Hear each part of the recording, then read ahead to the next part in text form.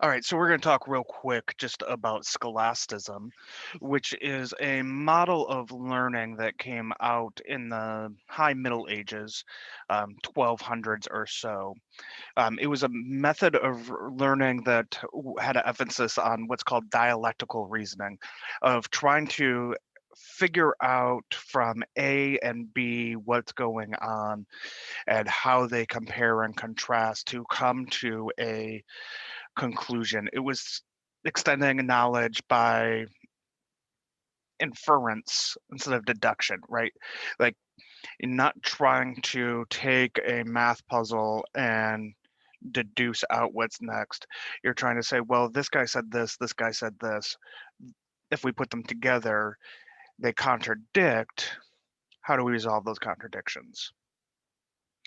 Inside of scholasticism, you studied the quadrivium, which is music, arithmetic, geometry, and astronomy, not to be confused with anything else like astrology, and the trivium, which was grammar, logic, and rhetoric. Rhetoric, the art of speaking, learning, humanities. You have inside of this, what you'd expect as a student is you would come to a class, the teacher would give you a book.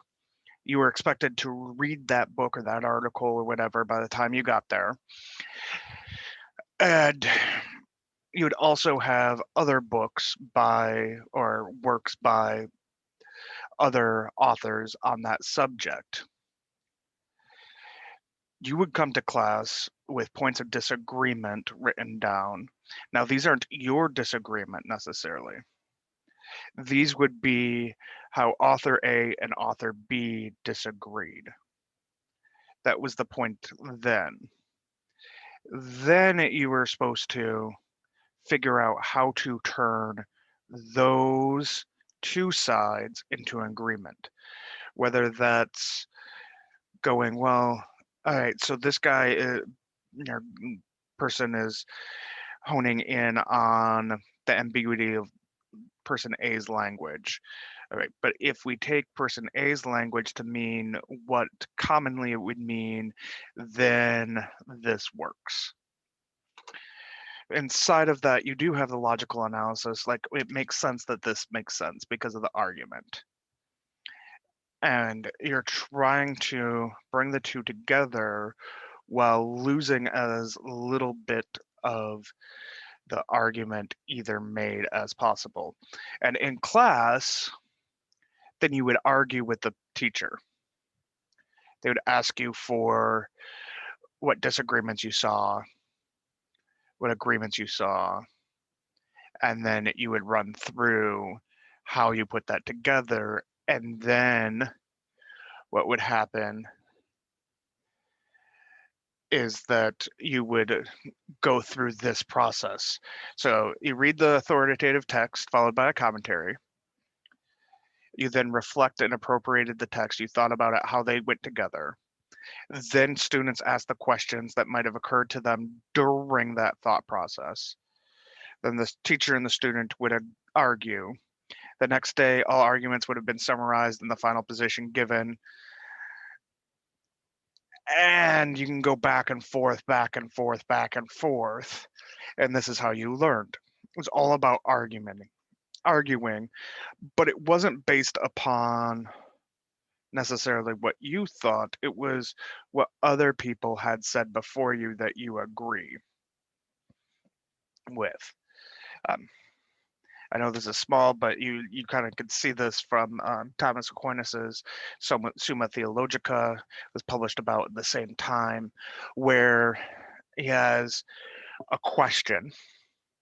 He has an objection, one and two. Right? These people say this. These people say this. And then he says, on the contrary, this person says this, and then he puts his own answer, and then his reply to objection one and reply to objection two are how you bring those together.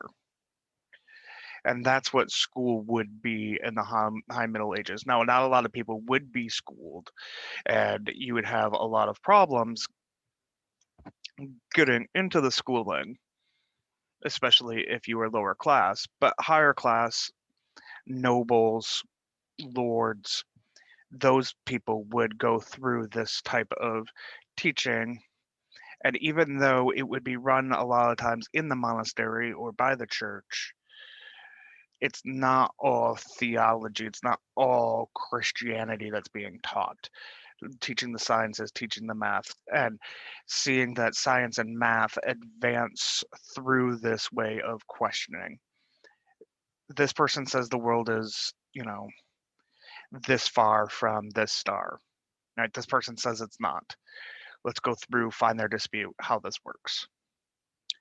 I guess my question for the discussion board for you is, would you like this way of education? What's the upside? What's the downside? Talk to you later.